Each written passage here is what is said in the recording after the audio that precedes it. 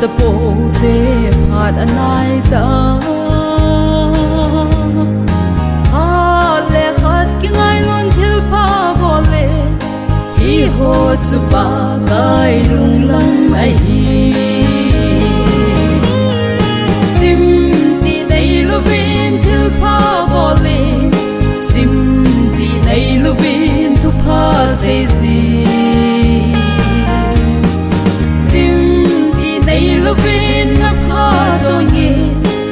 iho tsupakaya kipana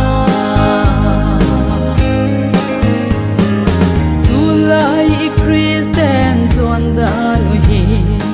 Amin may za Kristen ihi Ito isi ito na ho Krista de hin ho hiu na Tim ti nei lovin til pa vole Tim ti nei lovin tu pa se zi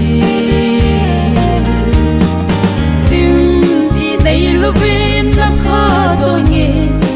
hi ho tu pa kaya ki pa na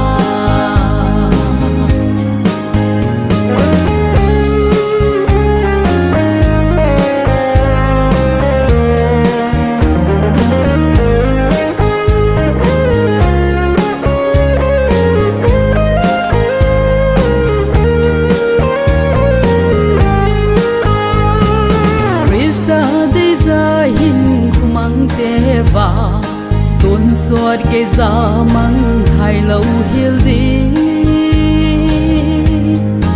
Y ta xa thế dung lên hạ gạo hình đi Bán găm câu lộ đinh ở tôn suốt na Tim tì này lưu viên til pa bò lê Tim tì này lưu viên thu pa dê dê Lovin na padonye iho tsupakaya kipana Leisit hiki din imun ahi Kalel so na zingbau ahi Nop na kipan zong lung zo zilo O tung khupi nong kalun ting le Tim